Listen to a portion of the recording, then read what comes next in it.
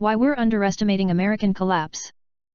If you mindlessly imbibe your social media sanctioned news feed from the palm of your hand, then you could almost be forgiven for thinking everything is awesome, with perhaps a nod to your implicit feed's bias that things would be awesome if the other side just got out of the way.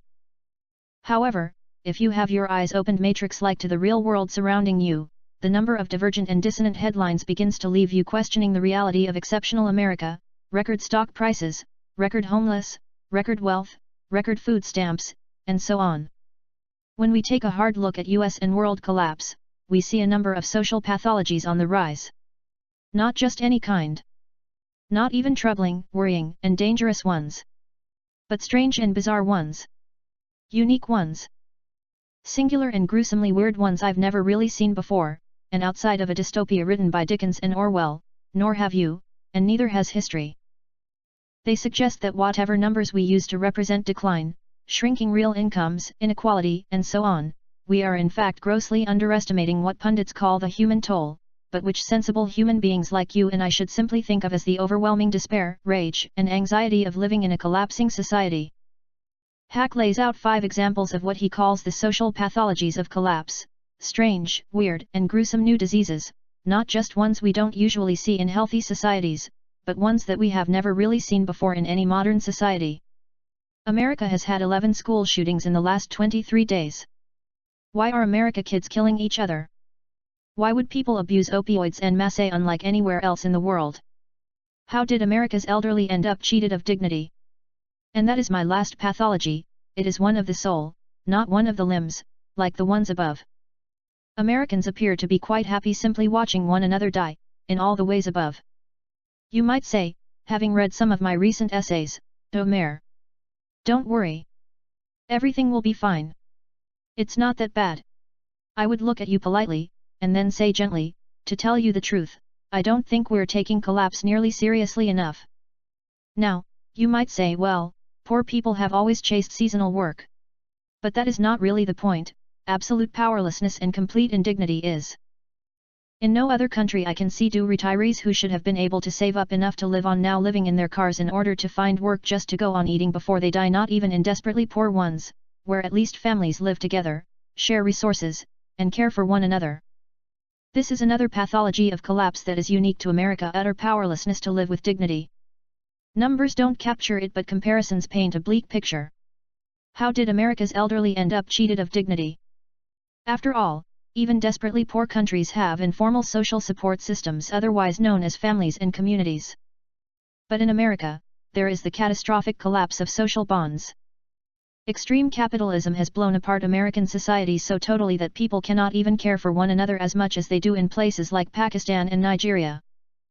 Social bonds, relationships themselves, have become unaffordable luxuries, more so than even in poor countries.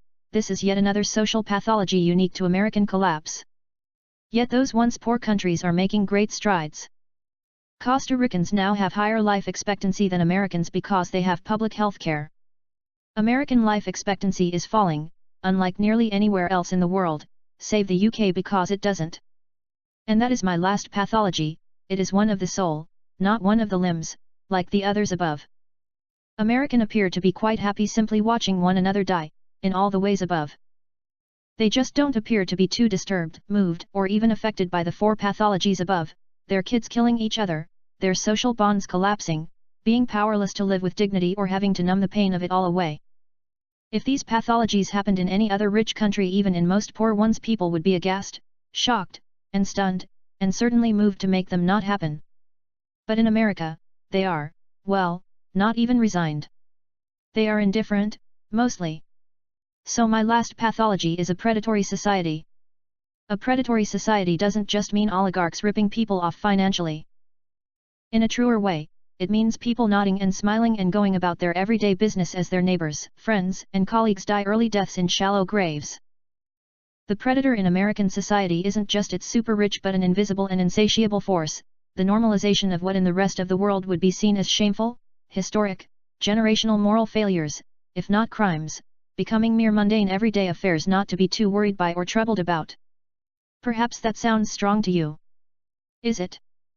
Now that I've given you a few examples, there are many more of the social pathologies of collapse, let me share with you the 3 points that they raise for me. These social pathologies are something like strange and gruesome new strains of disease infecting the body's social. America has always been a pioneer. Only today, it is host not just to problems not just rarely seen in healthy societies. It is pioneering novel social pathologies have never been seen in the modern world outside present-day America, period. What does that tell us? American collapse is much more severe than we suppose it is. We are underestimating its magnitude, not overestimating it. American intellectuals, media, and thought doesn't put any of its problems in global or historical perspective, but when they are seen that way, America's problems are revealed to be not just the everyday nuisances of a declining nation, but something more like a body suddenly attacked by unimagined diseases. Seen accurately, American collapse is a catastrophe of human possibility without modern parallel. And because the mess that America has made of itself, then, is so especially unique, so singular, so perversely special, the treatment will have to be novel, too. The uniqueness of these social pathologies tell us that American collapse is not like a reversion to any mean, or the downswing of a trend. It is something outside the norm. Something beyond the data. Past the statistics. It is like the meteor that hit the dinosaurs, an outlier beyond outliers, an event at the extreme of the extremes. That is why our narratives, frames, and theories cannot really capture it, much less explain it. We need a whole new language and a new way of seeing to even begin to make sense of it. But that is America's task, not the world's. The world's task is this. Should the world follow the American model: extreme capitalism, no public investment, cruelty as a way of life, the perversion of everyday virtue, then these new social pathologies will follow, too. They are new diseases of the body social that have emerged from the diet of junk food, junk media, junk science, junk culture, junk punditry, junk economics, people treating one another and their society like junk that America has fed upon for too long.